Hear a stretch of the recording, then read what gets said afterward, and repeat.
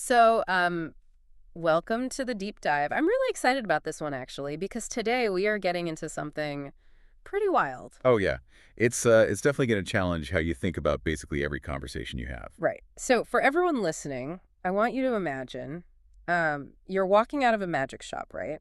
You just watched the owner perform this mind-bending, reality-defying illusion right in front of your eyes. You're completely captivated. Exactly. So you buy the trick, you rush out to your car, you tear open the packaging, fully expecting to find some brilliant, highly sophisticated mechanism inside, but instead you just find, like, a piece of thread, a cheap magnet, and a scrap of cardboard. And the awe just instantly evaporates. Yeah. You sit there feeling utterly disappointed, thinking there's absolutely no way this ridiculous, mundane little setup could fool anyone. Well, it's because we crave complexity, right? Yeah. When we are fooled, our ego basically demands that the secret behind the illusion be as grand and sophisticated as the experience of being deceived. Right. Yeah. Admitting that a piece of thread bypassed our intellect it's a tough pill to swallow. It really is. And that uncomfortable realization is basically our starting point for this deep dive. Yeah, so today we are looking at a document by Blair Warren. It's titled The One-Sentence Persuasion Course, 27 Words to Make the World Do Your Bidding. And the subtitle is A Book of Crooked Wisdom. Which is such a great title. It is. And our goal for you today is to strip away all that complex academic jargon surrounding human psychology and examine a master key to human behavior. You know, a mechanism that is shockingly simple, deeply rooted in our biology, and operates completely under the radar. Because Warren uses that exact magic shop scenario to illustrate why most of us fail so miserably at persuading each other. We fail because we're literally wired to dismiss the basic in favor of the complex. We see the piece of thread and we say, oh, that wouldn't fool anyone. Right. But intellectual honesty requires you to stop and admit, well, it must not be that ridiculous if it just fooled me. And Warren refers to his framework as crooked wisdom because it runs entirely counter to the highly sanitized, overly complex theories of communication that were taught in modern culture. What's fascinating here is how this magic analogy perfectly explains charismatic leaders and seducers throughout history. Oh, wow. Yeah. I mean, they didn't need modern psychology or advanced degrees to build mass movements. They just relied on raw human nature. They used the psychological equivalent of the thread and the magnet to shape the world. I used to think of modern persuasion like this massive high-tech security system. Oh, like fingerprint scanners and all that. Yeah, you think you need laser grids and complex encryption to get inside someone's mind, which in this case means like advanced neurolinguistic programming or complex behavioral framing. It's like molecular gastronomy when people really just want a perfectly cooked steak. That is a perfect way to put it. But what Warren is saying is that you don't need to hack the firewall at all. You just put on a high-vis vest, grab a clipboard, walk confidently up to the front door, and the security guard just holds it open for you. Because you aren't fighting the defense mechanism, you're exploiting the human assumption underneath it. The social engineering bypasses the technology entirely. I do have to pause here, though, because, framing human communication as social engineering or making the world do your bidding, it feels intensely manipulative. It does. It has a very dark vibe to it. Yeah. It makes you wonder if it's possible to just, I don't know, communicate cleanly without constantly trying to pull the strings of the person sitting across from you. Can we just step out of the persuasion game entirely? Well, that aversion makes complete sense. I mean, we want to believe in purely neutral exchanges of information. But Warren brings in the work of psychologist Dr. Paul Watzlawick, who established this foundational rule of human behavior. And the quote is, one cannot not influence. One cannot not influence. Wow! Right. Every single interaction shifts the environment. The tone of your voice, your body language, the specific words you choose, or even your decision to stay completely silent, it all influences the other person's state of mind. So opting out is just biologically and socially impossible? Exactly. The goal isn't to pretend you aren't doing it. Our only responsibility is figuring out how to do it humanely and ethically. Okay, let's unpack this. If we accept that we are always influencing, and the secret isn't some high-tech psychological firewall hacking, then what is the basic mundane truth that actually drives human behavior? Well, Warren distills his entire philosophy down to a single 27-word sentence. Yes. For everyone listening, here is the exact master key, quote, "People will do anything for those who encourage their dreams, justify their failures, allay their fears, confirm their suspicions, and help them throw rocks at their enemies. I mean, just listening to those 5 elements back to back, encourage dreams, justify failures, allay fears, confirm suspicions, throw rocks at enemies, you can really feel the psychological weight of them. It's heavy. It is. Suicide cult leaders like Jim Jones, dictators like Hitler, they utilize these precise levers to command lethal loyalty and isolate their followers. But, and this is the critical realization, these are the exact same levers used by everyday people seeking deep relationships. Marketers, salespeople, everyone. And the best teachers, the most effective leaders, and the people you consider your closest friends are constantly engaging these 5 principles, whether they realize it or not. So let's actually look at how each of these gears turns inside the human mind, starting with encouraging dreams. Why does simply telling someone their dream is valid hold so much persuasive power? Because a person's dream is deeply tied to their future identity. When you encourage someone's dream, you aren't just complimenting an idea, you are validating who they hope to become. Oh, that makes sense. Right. The human brain is constantly scanning the environment for allies. When you signal that you believe in their potential, their brain instantly categorizes you as part of their survival and growth network. You become a safe harbor. Which brings us to the second point, and honestly, the one that clashes hardest with mainstream advice, justifying their failures. Yeah, this one is tough for a lot of people. I mean, you turn on the television and you see Dr. Phil or countless self-help gurus yelling at millions of viewers to take personal accountability, own your mistakes, fix your life. Yet Warren argues that to gain influence, you must help people justify their failures. Why is giving someone a scapegoat so much more magnetically persuasive than teaching accountability? Where taking responsibility is the ultimate path to fixing your own life, sure. But it requires enduring a tremendous amount of psychological pain.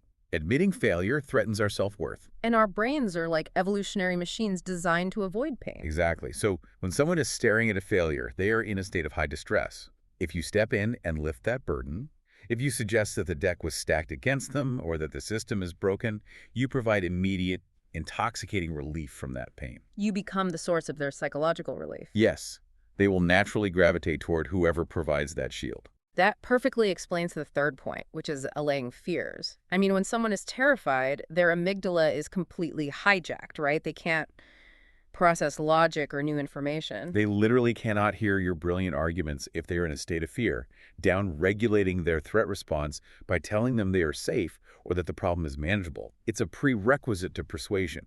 You have to calm the nervous system before you can change the mind. And then we get to confirming suspicions. This one feels incredibly potent right now.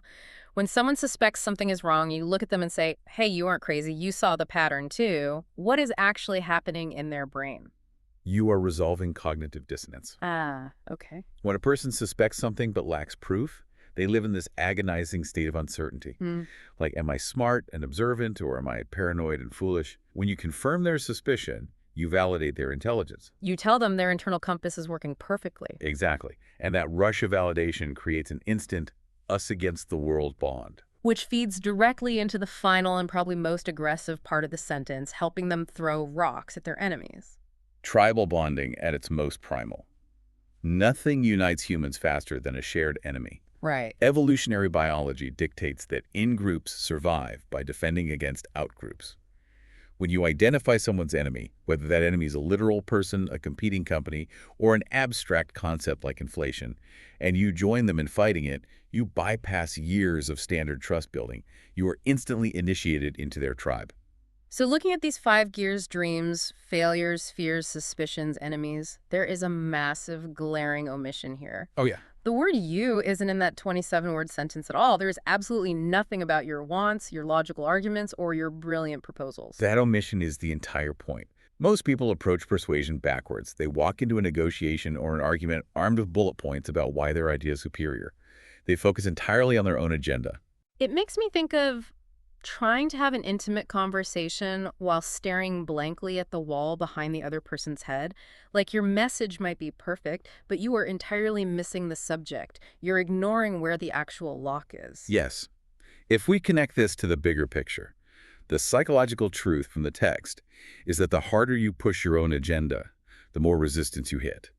People naturally resist pressure, but they rarely resist someone trying to meet their deepest emotional needs. It's a paradox. It really is. Okay. By entirely dropping your own agenda in the moment, you forge a bond of reciprocity where the other person actually wants to fulfill your goals. Here's where it gets really interesting, because I know you, the listener, might be thinking, well, I'm too smart to fall for someone just handing me a scapegoat or confirming my suspicions. I'd see right through it.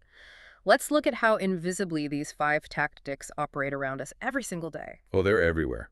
Warren uses some great examples to show the tactics in action. He deconstructs the phenomenon of the secret, the law of attraction. Oh. It is a masterclass in the 27 words.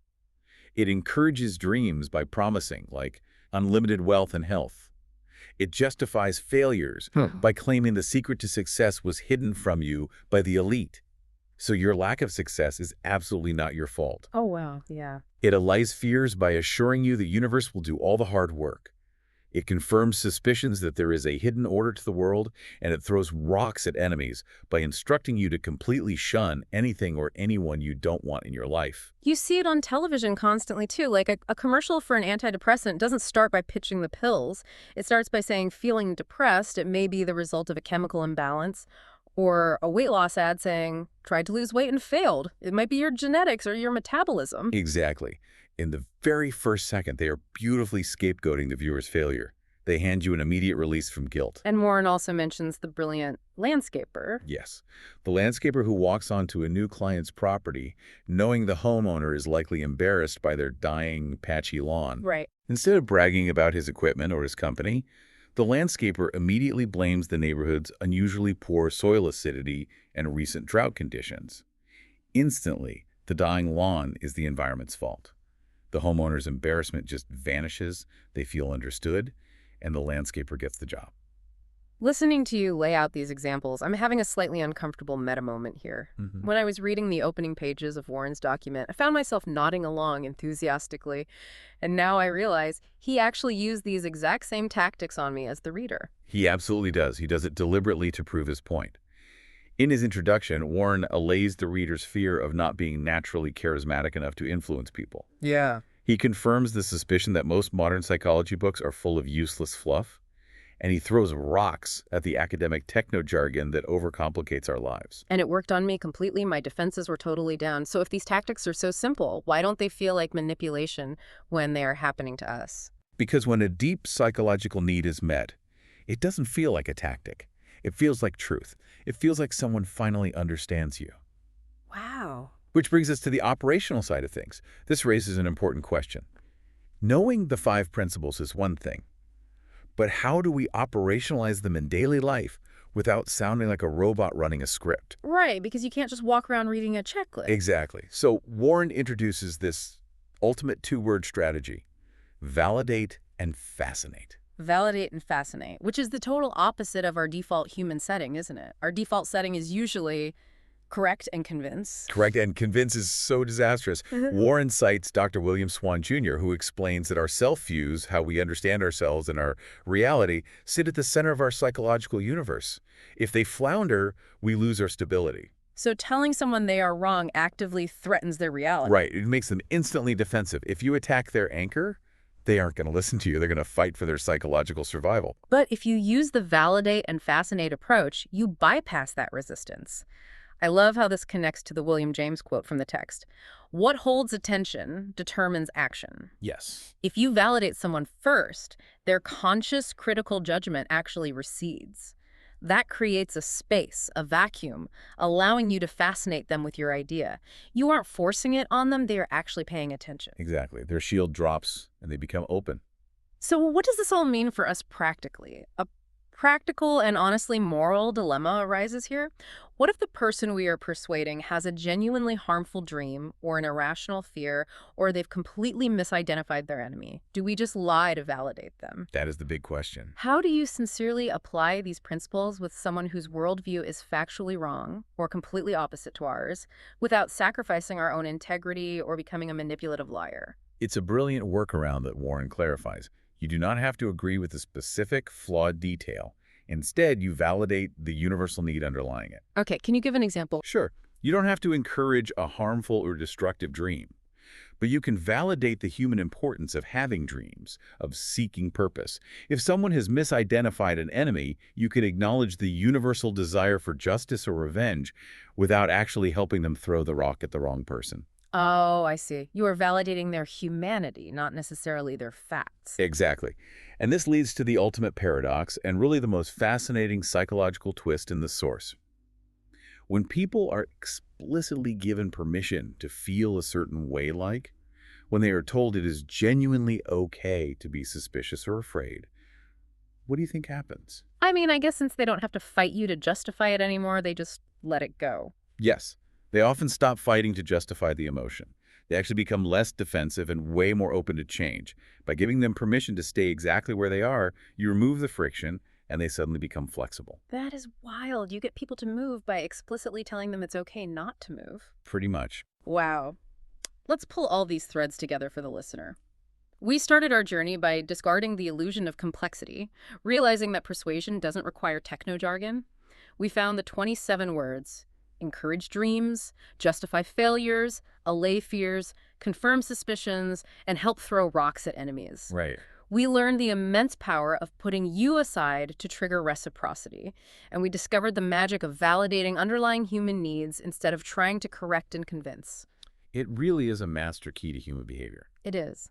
But as we wrap up, I want to leave you, the listener, with the final thought to mull over on your own, something that builds on everything we've talked about today. Okay, let's hear it. We've established that humans are helplessly driven by these 5 profound emotional needs: dreams, failures, fears, suspicions, and enemies.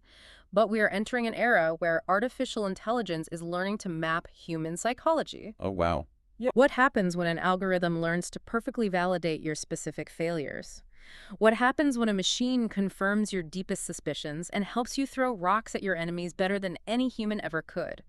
If a 27-word sentence is the master key to human behavior, who or what will be holding the keys to your mind tomorrow? That is a genuinely terrifying but fascinating thought. The landscape of influence is definitely going to change. It really is. So the next time you feel that sudden, intense rush of validation from someone or something, just remember the magic shop. The grandest illusions always hide behind the simplest secrets. Thanks for taking the deep dive with us.